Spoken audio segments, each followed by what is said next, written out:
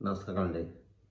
ఈరోజు ఒక వింత వార్త చూశాను. ఏంటంటే, supreme court has been directed to investigate an alleged scams surrounding a 10-day MBA course associated with Vivek Bindra's company. ఎవరో వివేక్ బింద్రా అనే ఆయన 10-day MBA కోర్స్ అని ఒకటి పెట్టాడు. ఎక్కడ పెట్టాడు మహానుభావుడు. ఢిల్లీ సరౌండింగ్స్లో పెట్టుంటాడు. అక్కడే కదా ఎక్కువ ఎడ్యుకేషన్ ఉండేది. Noida,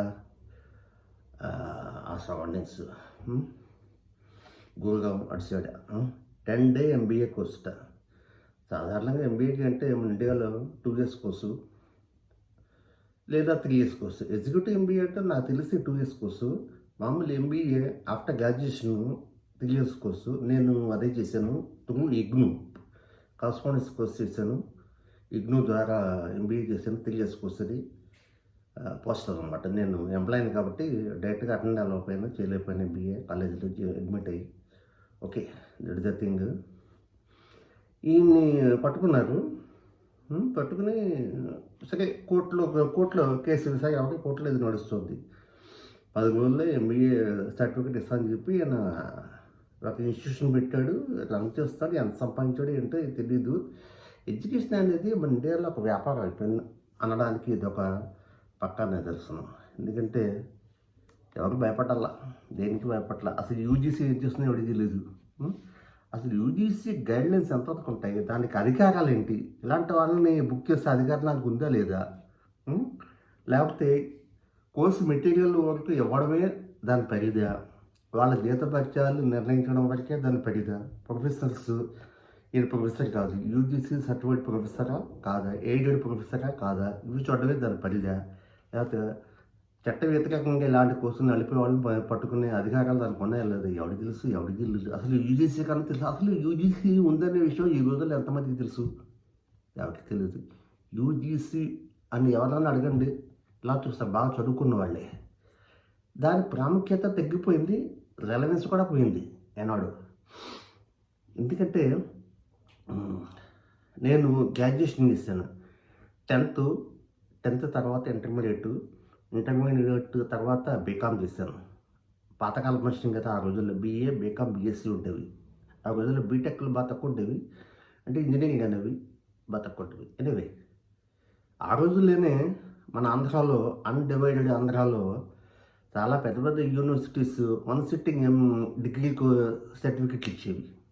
1 sitting degree certificate. చూడండి, మళ్ళాంటి వాళ్ళం కష్టపడి జీవితంలో ప్రైమ్ లైఫ్ అంటే ఏంటి, చాలా ఉత్తమమైనది, క్వాలిటీ లైఫ్, మనం అనుభవించదగ్గ, జీవించదగ్గ, జీవితాన్ని పూర్తిగా జీవించి ఆస్వాదించదగ్గ వయసు.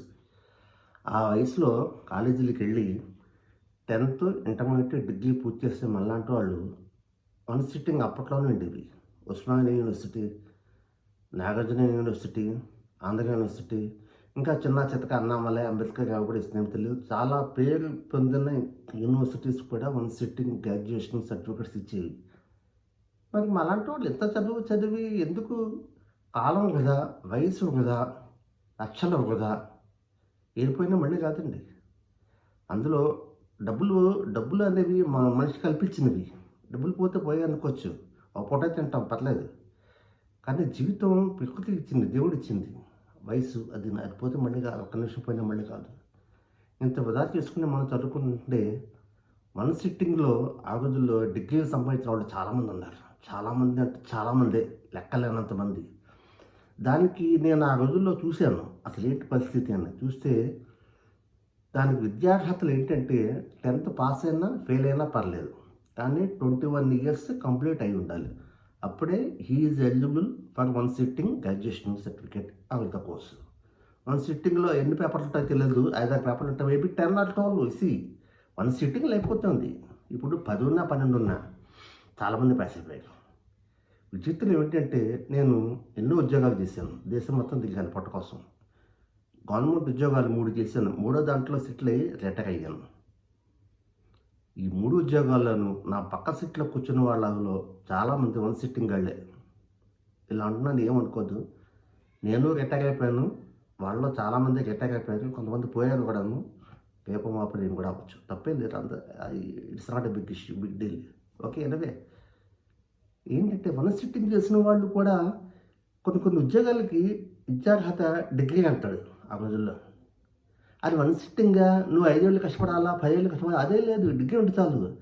నేను అప్లై చేశాను, వాళ్ళే అప్లై చేశారు, అందరికీ వచ్చే ఉద్యోగాలు. తేడా ఉంది, ఎక్కడుంది అసలు? తేడా ఉంది. ఉద్యోగాలు వచ్చాయి. మేము పనిచేసిన ఆఫీసుల్లో నాతో పాటు సమానమైన జీతభత్యాలు వాళ్ళకి, ప్రమోషన్లు గట్టగా కావాలంటే నాతో పాటు సమానం అవ్వడం. ఎందుకంటే వాళ్ళకి డిగ్రీ సర్టిఫికేట్ ఉంది, నాకు ఉంది. అది ఎలా వచ్చింది ఏమిటి అనేది అప్రస్తుతం అని. అందుకే మన దేశంలో విద్యా వ్యవస్థ ఇంత దరిద్రంగా ఉంది. తద్వారా ఉద్యోగాలకు సంబంధించుకునే గవర్నమెంట్ కంపెనీలు ఏదైనా సరే, బ్యాంకులు, ఇన్సూరెన్స్లు, ఏ department, railways, airways, shipyards ఏదైనా సరే, అవి కూడా దరిద్రంగా పబ్లిక్ సెక్టర్ నాశనం అవడం కారణం ఇదే. చదువుకి ఉద్యోగానికి పొంతం లేదు, నాలెడ్జ్కి అసలు పొంతం లేదు. సరే, డిగ్రీ పాస్ అయిన వాళ్ళందరూ ఉద్యోగాలు సంపాదించుకున్నారు, చాలామంది పోయారు కూడాను. ఏమైందంటే కొద్ది కాలం క్రితం నేను ఒక చార్టర్డ్ అకౌంటెంట్ని కలిశాను. ఆ విషయం మాట్లాడుతూ, ఈ రోజుల్లో బ్యాంకులకి బీటెక్ పిల్లలు ఎక్కువ మంది వచ్చేస్తున్నారండి. వాళ్ళు చదివేదేమో ఇంజనీరింగ్, కంప్యూటర్స్, సివిల్, మెకానికల్ అవి చదువుతున్నారు, బ్యాంకులోకి వచ్చేస్తున్నారు. ఎందుకంటే banks are opening the doors to anybody. ఎవడో ఒకటి కావయ్యా పనిచేయవే బ్యాంకులో అనే పరిస్థితి వచ్చింది బ్యాంకులో. ఎందుకంత దరిద్రం? ఓ పక్క బ్యాంకులో ఒప్పుకొలుగుతున్నాయి. బ్యాంకులు అంటే పబ్లిక్లో చాలా నీచంగా ఉంది ఇమేజ్. నానాటికి విలువలు పడిపోతున్నాయి, స్టాండర్డ్స్ పడిపోతున్నాయి, పనితనం పడిపోతుంది, లాభాలు తగ్గిపోతున్నాయి. ఒక్కో లాభాలు పెరుగుతాయంటే అంతే పేపర్ నంబర్స్ గిమ్మిక్. అది ఎన్ని బ్యాంకులు మూతపడ్డాయి? ఒకవేళ అన్ని బ్యాంకులు కరెక్ట్గా పనిచేస్తున్నాయి, నేను చెప్పేది తప్పు అనుకుంటే మెర్జింగ్ చేయవలసిన అవసరం లేదు, అన్నీ బాగానే ఉంటాయి. మన ప్రభుత్వం ఎందుకు మెర్జింగ్ చేస్తుంది? బ్యాంకులు ఎందుకు కుదిర్చింది? చాలా బ్యాంకులు ఎందుకు మూసేసే పరిస్థితికి తీసుకొచ్చింది? ఇవాళ రేపన్నట్టుగా వచ్చింది పరిస్థితి. ఎందుకు వచ్చింది అంటే ఈ ఎంప్లాయీస్ వల్ల అని చెప్పి నేను అనలేదు. ఇప్పుడు ఒకటి, గుండె ఆపరేషన్ చేసేవాడు కార్డియాలజీ చదవాలి, ఆర్థో చదివిన వాడు గుండె ఏదైనా మెడిసిన్ కదా అని చెప్పి చేయకూడదు. అదే ఇప్పుడు తెలిసింది. బ్యాంకులోకి బీటెక్లు వీళ్ళు అందరూ వచ్చేస్తాయి. ఏంటి సార్ అని చార్టర్డ్ అకౌంటెంట్ గారిని అడిగితే ఆయన అన్నాడు, బ్యాంకులో చేరే వారికి అకౌంటెన్సీ డెబిట్ రేటు తెలియాల్సిన అవసరం ఉంది. కంప్యూటర్ మొత్తం చెప్తుంది కదా, profit and loss, depreciation, appropriation, provisions, balance sheet అన్నీ కంప్యూటర్ ఇచ్చేస్తుంది కదా. వాడు బీకామే చదివి ఉండాలి, ఎంకామ్ చేసి ఉండాలి, ఎంబీఏ చేసి ఉండాలని అవసరమే ఉంది. అది కంప్యూటర్ కాదు, ఒక్కడే కదా, అది ఎవడన్నా చేస్తాడు కదా అన్నాడు. ఆయన నన్ను లోకో చేసి అన్నాడు, పరిహాసంగా చేసి అన్నాడు. ఓకే, అది పక్కన పెడదాం. ఆయన సిఏ కూడా ఈరోజు అప్రెంటిస్గా చాలామంది పిల్లలు చేస్తున్నారు. చాలామంది పిల్లలు మా చుట్టరికాల్లో ఉన్నారు. చాలామంది పిల్లలు వాళ్ళు కూడా చెప్పేది ఏంటంటే కంప్యూటర్గా మొత్తం ఇచ్చేస్తుంది. చిన్న చితక షాపుల వాళ్ళు, కంపెనీల వాళ్ళు, ఉద్యోగస్తులు ఫామ్ 16 వేయమని చెప్పి వాళ్ళ దగ్గరికి వస్తుంటారు సీఎల్ దగ్గరికి. వాళ్ళు ఏమన్నా నాలెడ్జ్ బుర్ర పెట్టి ఉపయోగిస్తారు కొన్నారా? చిన్న చితక కంపెనీలకి జిఎస్టీ కానీ ఏదైనా కానీ ఏం చేయరు. అసలు చార్టర్డ్ అకౌంట్ అంటే దాన్ని పరిధి ఎంత విస్తృతం అంటే ఈ భూమికైనా పెద్దది. ఎక్స్పోర్ట్స్, ఇంపోర్ట్స్, ఫారిన్ ఎక్స్చేంజ్ మొత్తం అన్నీ ఎవరికి తెలుసు అండి? సీఎల్కి తెలుసాయా? ఏం తెలియదు. చిన్న చితక బడ్డీ కొట్లకి, ఇడ్లీ షాపులకి, వాళ్ళకి చిన్న బట్టల కొట్లకి, వాళ్ళకి జిఎస్టీలో వేసి అరిగిపోయి వాళ్ళ మైండ్లోకి అదే ఉంటుంది. ఎక్స్పోర్ట్స్, ఇంపోర్ట్స్, ఫారిన్ ఎక్స్చేంజ్ ఇవన్నీ కొత్త ఒక పబ్లిసిటీ అటాక్ కంపెనీ కొన్ని వేల టర్న్ ఓవర్ ఉన్న కంపెనీ వాడికి బాబు మీరు వేసి పట్టినట్టు బుర్రపోకుంటాడు. వాళ్ళు కూడా కంప్యూటర్స్ మీదే ఆధారపడుతున్నారు ప్రతి చిన్న విషయానికి. నేను ఎద్దేవా చేయడం లేదు. ఆయన నన్ను ఎద్దేవా చేస్తుంటే నేను కూడా ఎద్దేవా చేశానని మీరు అనుకోవచ్చు. బరాబర్ ఠీక్ ఓకేనా? నేను ఒక 2 years బ్యాక్ ఒక డెంటిస్ట్ దగ్గరికి వెళ్ళాను. ఆ డెంటిస్ట్ యంగ్, బాగా those days, 2 years back, 2-3 years back. ఆయన నా పళ్ళలోకి చూస్తూ ఒక పక్కన కంప్యూటర్ ఆన్ చేస్తాడు. కంప్యూటర్ ఆన్ చేస్తే అందులో ఏదో చదువుతున్నాడు. నా పళ్ళలోకి చూస్తున్నాడు, అటు చూస్తున్నాడు, ఇటు చూస్తున్నాడు. ఇప్పుడు కంప్యూటర్స్ మన జీవితాల్లోకి అన్ని రంగాల్లోకి వచ్చేసింది. మెడిసిన్, ఇంజనీరింగ్, చార్టర్డ్ అకౌంటెన్సీ, బ్యాంకులు, ఇన్సూరెన్స్, ఎవ్రీ డ్యామ్ థింగ్. మీరేం చదవకల్లా కంప్యూటర్ నొక్కడం వస్తే చాలు, you can be a successful professional. Professional అనే పేరుకి అర్థం విలువే పోయింది. కాబట్టి ఇప్పుడు ఏంటంటే ఈ వీడియో చేయడంలో ఉద్దేశం అది, 10-day MBA కోర్సు చేసిన ఆయన మీద కేసు పెట్టి కోర్టుకి ఇచ్చారు ఎవరు. ఓకే, కోర్టులో కేసు నలుగుతోంది.